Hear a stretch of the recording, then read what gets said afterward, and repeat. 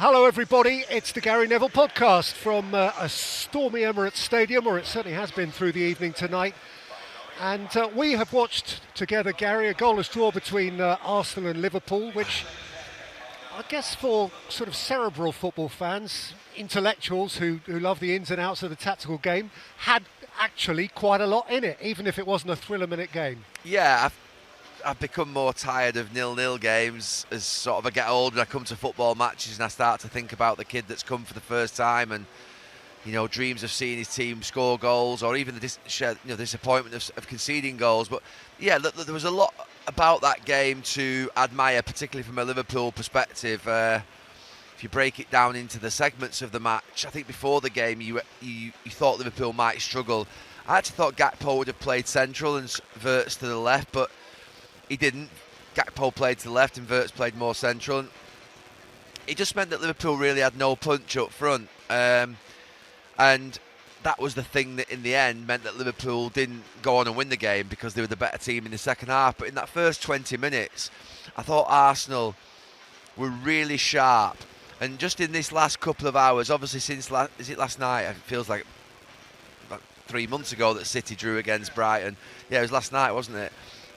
It just felt like there's a building today of sort of atmosphere, of feeling that this is it, Arsenal 8 points clear, the day that they really cement their title charge, and they don't just become favourites for the league, but they almost in some way start to think, we're going to do it.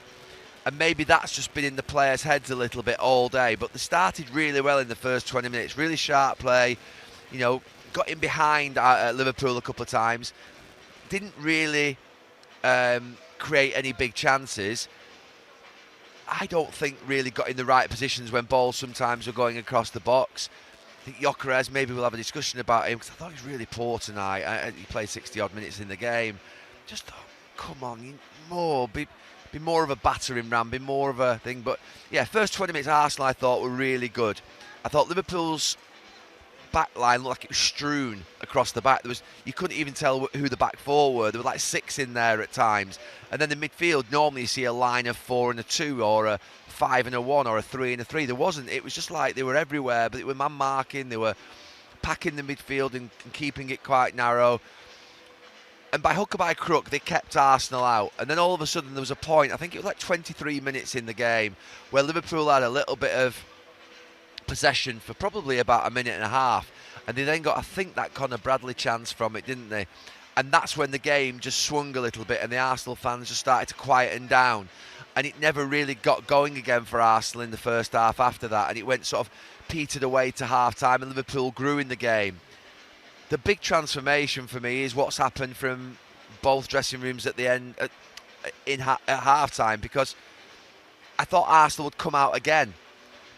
And Liverpool were just really, really good in the second half. It was a good performance, that. That wasn't just a good defensive performance in the second half. They actually kept the ball. They were authoritative. And the only thing they lacked was the goal, which, to be fair, I said at the end of the game, you're missing Salah, you're missing Ekitike, you're missing Isak. You've got your 3 main players who have got real firepower. I mean, you're talking about 3 15, 20 goal a season, in Salah's case, sometimes a lot more goals a season strikers there. So, yeah, that's where Liverpool lacked some punch, some sort of ruthlessness. But it was a really good night, that, for Liverpool, other than the Conor Bradley injury at the end, which maybe we'll talk about as well, for different reasons, not just the fact that the kid's injured and it's a bad one for him, but the way in which Martinelli handled it. But Liverpool, I think Arne Slot will come out and give a very, very proud interview of how his team have played against the best team in the country right now. They've dug in, they've got through that first 20-25 minutes. It was an old school away performance that tonight that just lacked that counter-attack goal that would have made it a perfect away performance. And perhaps if they had Ekitike, or they had Salah, or they had Isak, it would be a different story. Yeah. And it makes me reflect, because you remark on your disappointment with Gyokeres tonight, in the light of that big broad smile we saw from Benjamin Sesko with Manchester United at Burnley last night, a centre forward suddenly finding himself and coming to life. In the context of all that, the relevance and the sort of broader role of the centre forward at a particularly at a big time club. Yeah, I mean, look, we've become used to at times centre forwards not getting involved in the game as much and not contributing as much in general play, but what they have to be is in the right position in the box. They have to be making those runs across the goalkeeper, across the near post. They have to make sure that they're charging in and sliding in the 6-yard box when that ball fires across. And he didn't do that bit. That's the bit that I'm disappointed with him in.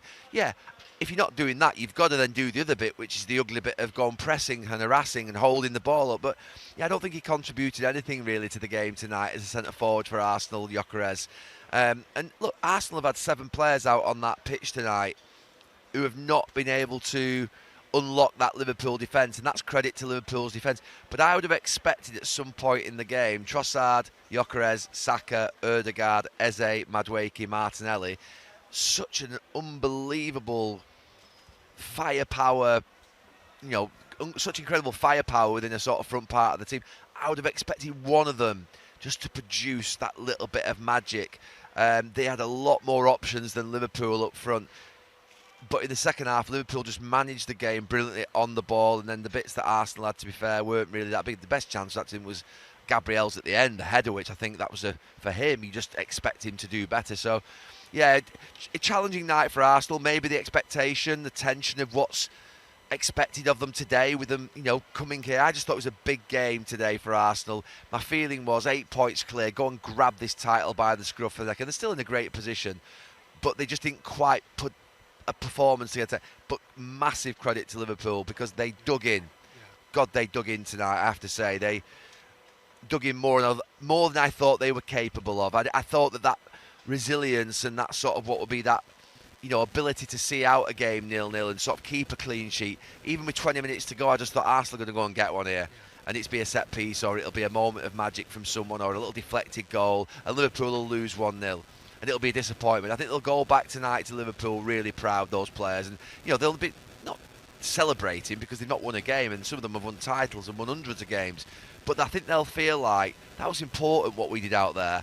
And I think it was important for their season. They've obviously not been in amazing form, but they've actually had a decent run of results. I think that's the result tonight that they will be probably most pleased with amongst the others, because it's a significant thing to play against this Arsenal team here and do what they did.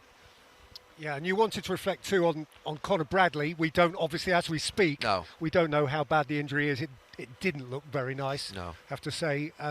That's really unfortunate because he was, in a way, he personified that digging in. He did, and Gyokeres, who I've been critical of during this season for his way in which he settled into the Liverpool team, I thought he really stuck at it and was competitive and really sort of getting at Saka and sort of, really aggressive in his defending, lower and a bit more fierce. So I thought he did well too. And Conor Bradley, I just think he's so graceful. When he moves forward with the ball, he travels with it with such smoothness and, it looks fantastic. And his defensive work's pretty good as well. And he had a good night as well, Conor Bradley, until that last part where you just feel like he needs that run of a season or 2 seasons, 3 seasons of reliable, good 7 and 8 out of 10 performances as a right back to establish himself beyond Trent Alexander-Arnold, who was a sensational football player for Liverpool.